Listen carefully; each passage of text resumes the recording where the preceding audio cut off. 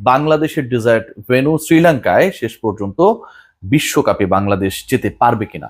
এই যে এতগুলো প্রশ্ন, সেই প্রশ্নগুলোর উত্তর খুঁজতে গিয়ে প্রতিদিন নতুন করে ডাইমেনশন চেঞ্জ হচ্ছে। এবং এই মুহূর্তে ট্যাগলাইনে যেটা দেখছেন যে বাংলাদেশের গ্রুপ চেঞ্জ করা নিয়ে একটা স্ট্রং ডিসকাশন চলছে বিটুইন আইসিসি অ্যান্ড বিসিসিআই। এবং এখানটার সাথে এসএলসি শ্রীলঙ্কা ক্রিকেটও জড়িয়ে গেছে। বাংলাদেশের বিশ্বকাপকে কেন্দ্র করে অতি দ্রুত সময়ের মধ্যে একটা সুখবর আসছে, এমনটা আমার সোর্সেস যেগুলো বাংলাদেশ ক্রিকেট বোর্ডের সাথে রিলেভেন্ট তারা বিশ্বাস করে এবং তারা জানতে পেরেছে। অর্থাৎ বাংলাদেশের বিশ্বকাপ ভেন্যু নিয়ে যে আলোচনাটা হয়েছে, সেই আলোচনার প্রেক্ষিতে ভেন্যু চেঞ্জের যে দাবি উঠেছে, সেই দাবির সপক্ষে, সেই দাবির সমর্থনে ইন্টারন্যাশনাল ক্রিকেট কাউন্সিল তাদের অফিসিয়াল ডিসিশন জানানোর অপেক্ষায়। কেন এই আলোচনা করছি, কেন এই কথা বলছি? গতকালকে অনেক জল ঘোলা হয়েছে। ক্রীড়া উপদেষ্টা আসিফ নজরুল তিনি তার মতো করে ব্যাখ্যা করেছিলেন, অফিসিয়ালি বাংলাদেশকে আইসিসির নিরাপত্তা দল জানিয়েছে বাংলাদেশের ক্রিকেটার, ফ্যান এবং একই সাথে রাজনীতি সবকিছুকে যদি মিক্স করা হয়, ব্লেন্ড করা হয় এবং সেটার সাথে যদি ম্যাচ করানোর চেষ্টা করা হয় আপকামিং টি-20 ওয়ার্ল্ড কাপের হোস্ট নেশন ইন্ডিয়াকে, তাহলে একটা বিশাল ফারাক তৈরি হচ্ছে।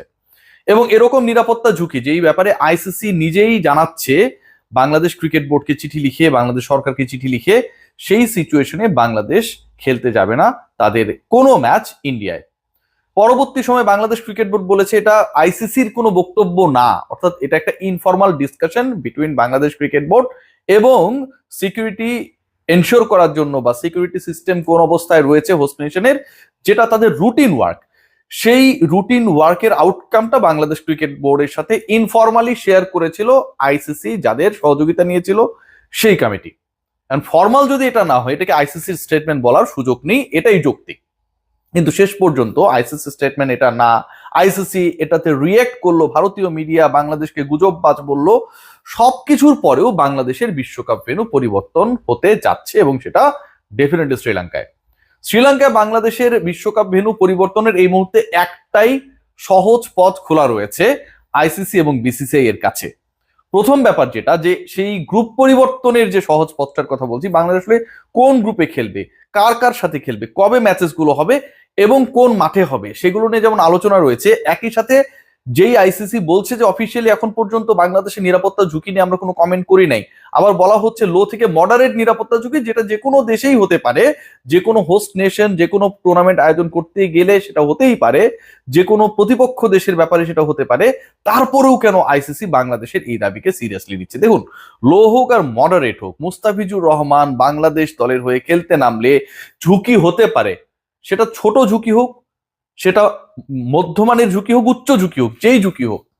আসিফ নজরুলের বক্তব্য ভুলে যান আপনারা, আইসিসির বক্তব্য ভুলে যান। যেই অবজারভেশনটা, আনঅফিসিয়াল অবজারভেশনটা বাংলাদেশ ক্রিকেট বোর্ডের কাছে পাঠানো হয়েছে, মুস্তাফিজ খেললে ঝুঁকি হতে পারে, এইটাকে কি আপনি সিরিয়াসলি নেবেন কি নেবেন না? অবশ্যই নেবেন।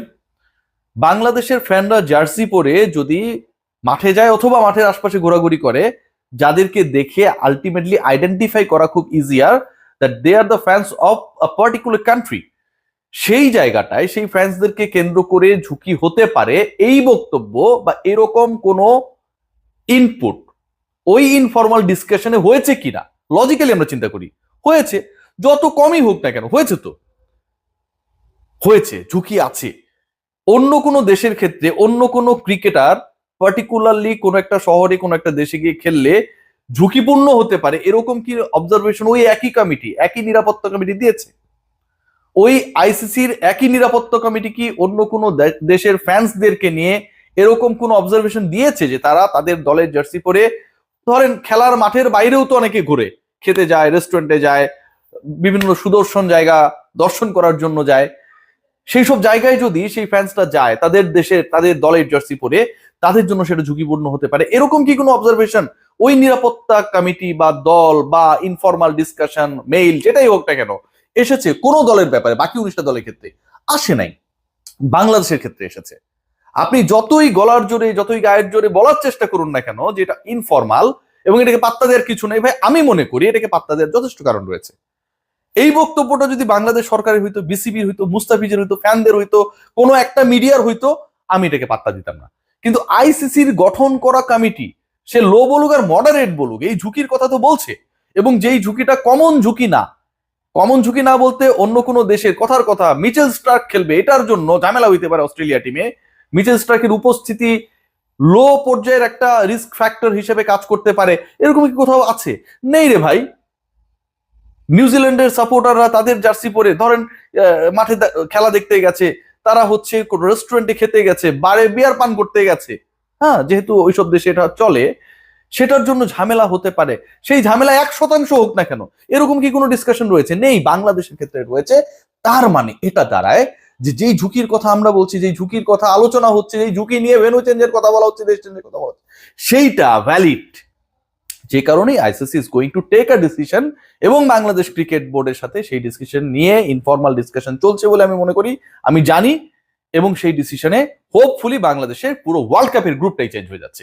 লেটস সি যে গ্রুপটা রয়েছে এখন পর্যন্ত, যে গ্রুপগুলো রয়েছে এবারের বিশ্বকাপে, আপনারা জানেন যে 20 দল অংশগ্রহণ করবে। One of the largest tournament, মানে according to the number of team who are going to be the participant of this world cup. 20টা দল রয়েছে, গ্রুপ রয়েছে 4টা। এই গ্রুপে রয়েছে India, Pakistan, USA, Netherlands and Namibia. India পাকিস্তানের ম্যাচ আপনারা সবাই জানেন শ্রীলঙ্কায় অনুষ্ঠিত হবে, এবং ইন্ডিয়া পাকিস্তানের গ্রুপে বাংলাদেশ যাচ্ছে না। গ্রুপ বি তে রয়েছে Australia, Sri Lanka, Ireland, Zimbabwe, Oman. Group C বাংলাদেশের গ্রুপ, সবচেয়ে আলোচিত group, England, West Indies, Nepal, Italy. And group D তে রয়েছে New Zealand, South Africa, Afghanistan, Canada, UAE. So এই যে আমি 4টা গ্রুপের কথা বললাম, প্রত্যেক গ্রুপে 5টা করে দল রয়েছে। বাংলাদেশকে আরেকটা গ্রুপে এক্সচেঞ্জ করার একটা পরিকল্পনা রয়েছে, আলোচনা হচ্ছে। যেই গ্রুপের আলটিমেট ম্যাচেস গুলো মোস্টলি শ্রীলঙ্কাতেই হবে, সেই গ্রুপে বাংলাদেশকে যদি ইনপুট করা যায়, ঢোকানো যায়, তাহলে বাংলাদেশের ম্যাচ সরানো নিয়ে বাংলাদেশের গ্রুপের অন্য প্রতিপক্ষরা বাংলাদেশের সাথে শ্রীলঙ্কায় খেলতে যাবে না, ইন্ডিয়াতেই খেলাতে হবে, এই যে সংকট, এই সংকটগুলো থাকে না। সেই গ্রুপটা হচ্ছে বাংলাদেশকে গ্রুপ সি থেকে গ্রুপ বি তে স্থানান্তর। কেন? গ্রুপ সি তে আবারও বলছি যে England, West Indies, Bangladesh, Nepal, Italy, এই 5টা দল রয়েছে।